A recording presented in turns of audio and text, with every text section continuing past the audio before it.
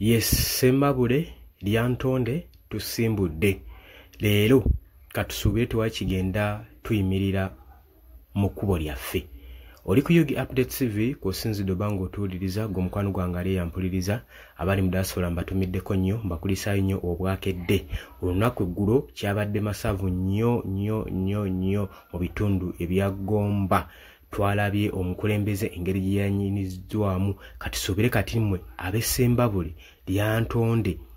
Ebyo nnajjukira nti nno bikiikirira ebitundu ebizaala Robert Kyagulanyi Ssentamu omukulembeze w'ekibiina kya National Unity Platform, era tusuubira okubanga ebbugumu ligenda kuyitirira nnyo, ligenda kuba pitirivu nnyo n'okusinga ebitundu by'eggwanga ebirala byonna byatalazeemu gwomukwano gwange ali yampuliriza.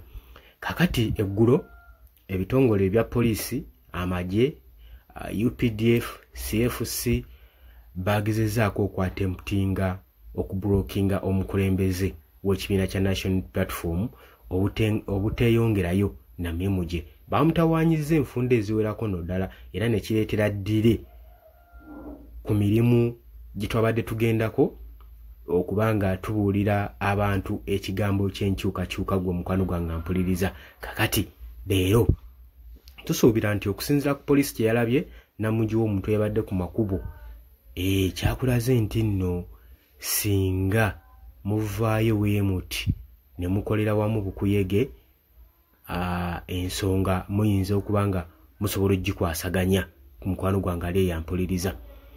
Kakati nga bwe nkugambye ali Sembabule lyantonde era nga tusimbudde, wabula abantu b'eryantonde Sembabule batandise dda okweteekateeka okutandika n'olunaku olw'eggulo nga balindiridde omukulembeze w'ekibiina kya National Unity Platform gw'omukwano gwange ali yampuliriza. Balinze omwaniriza essanyu, buli kimu ekikolebwa bakikoze era bo bagamba beetegefu era nga teri agenda bayimiriza. Bagamba ku luno omuliro gukoledde mu bo guli non-stoppable, teri kigenda bayimiriza olw'ensonga nti nno beetegefu okwaniriza omukulembeze mu ngeri yonna esoboka, ekijja kijje. Kati w'otunuulira ebintu nga bino, abawagizi nga bajja bangi mu big number, kino tekirema kweraliikiriza gavumenti. Y'ensonga waaki yavuddeyo n'erangirira nti omwaka ogujja abantu ebakubiriza okuteekateeka emmere, batereke emmere. Naye ekibuuzo kyo, emmere tekulira mwezi gumu myezi ebiri. Kati gavumenti weetuuka okukola statement mu kaseera kano basuubira mu biseera eby'obululu emmere egenda kubula. Kati bakubiriza bannayuganda bategeke emmere. Lwaki boogera bwe bati? Basuubira nti ekyali e Kenya, ekibadde Tanzania,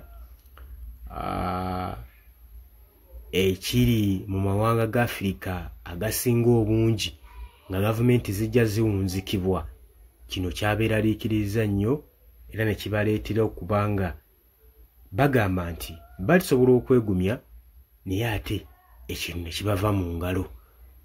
Y'ensonga waaki owulira nga gavumenti etandise oteekawo enkubiriza nga zino. Kakati ggwe olowooza kiki ekijja mu biseera ebyakalulu ekituuse n'okweraliikiriza gavumenti?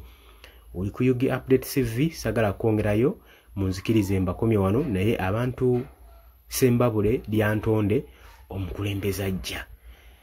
Mbagaliza olunaku olulungi, katusinkaneyo, mweraba.